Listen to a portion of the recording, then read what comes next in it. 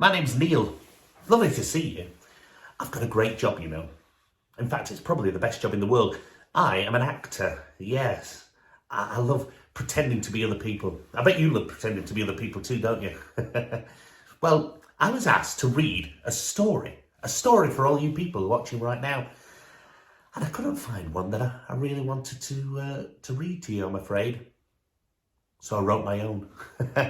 You see, the best part about being an actor is being in all different places, like different theatres and things like that. And I wrote a story all about a theatre mouse, actually. This is my story, and it's called Freddy's Big Break. Hope you enjoy this.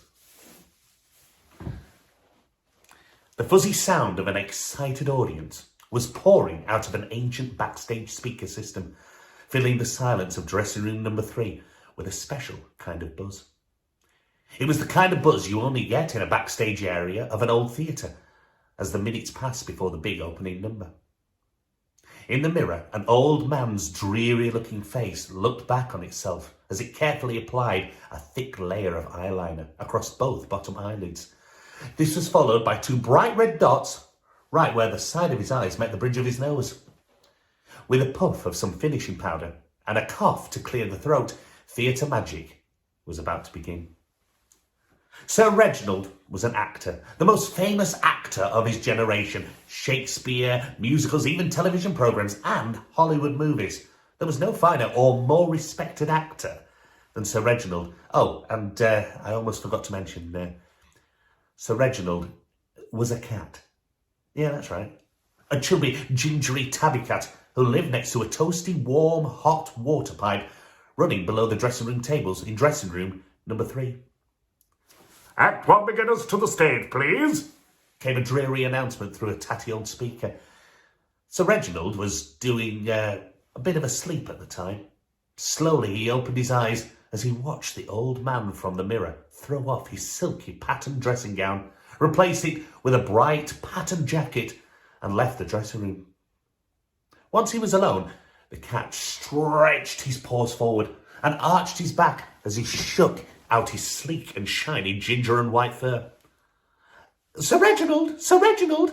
Suddenly, from a tiny hole in the skirting board, a small white mouse scurried towards the tabby. "Sir Reginald!" This was Sir Reginald's assistant, a small white mouse called Freddy. Freddy was running as fast as his tiny mouse feet could carry him, and he was clutching a long piece of red ribbon. He idolised Sir Reginald. To Freddy, Sir Reginald was not only the greatest cat in the whole wide world, he was the greatest actor in the whole wide world as well. Really, really impressive. Sir Reginald was the greatest actor of all the animals in Freddy's eyes. "They've had beginners call, Sir Reginald," Freddy said nervously, as he quickly began to wrap the red ribbon around the cat's neck.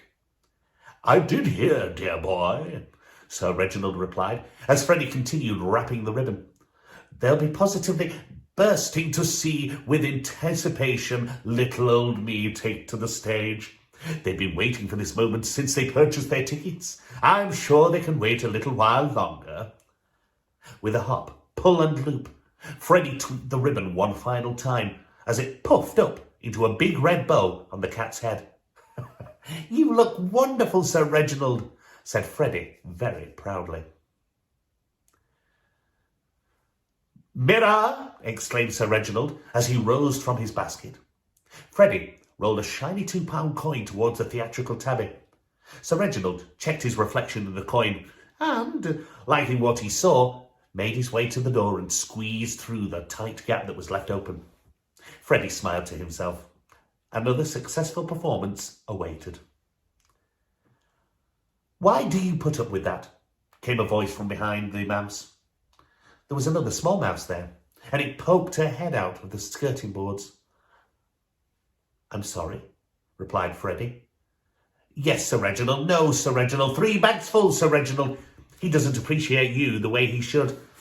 The small brown mouse that was talking to Freddy was called Emily, and Emily, who never missed an opportunity to make her opinions known, wasn't Sir Reginald's biggest fan. In fact, Emily could not stand Sir Reginald. Have you asked him yet? She quizzed. Well, that's a no then, isn't it? Freddy shrugged as he began to tidy Sir Reginald's basket from under the dressing table. Well, he's very busy at the moment. Besides, I've asked him before, a few times, and I've always had the same answer. Why should today be any different? Here, help me with this. Emily let out an exasperated sigh. Grabbing the end of an old tartan blanket, she folded it with her mouse friend and said, I really do not know why you bother. I don't, she said. You need to be more assertive. You've been working for that cat, Sir Reginald. Sir Reginald, sighed Emily, for 3 years. You wash him, you clean him, you even do all his cooking for him. The very least he can do is let you be in one of his productions. Freddy had always dreamed about appearing on the stage. Nothing like Sir Reginald, of course, maybe just a couple of lines, maybe even a verse in a song, but every time he'd ask his tabby idol, he got the same answer. I can't talk about this now, dear boy. Talk to me again tomorrow. But unfortunately, tomorrow never came. Listen, listen, the small brown mouse snapped. The small brown mouse snapped. You can't go on any longer dreaming about your big moment in the spotlight. You have to ask him, and ask him tonight. Freddy awkwardly replied, But, no buts, Freddy. Do you want to live your life regretting something you've never done? Something you've always dreamed of? Emily was right, and Freddy knew it.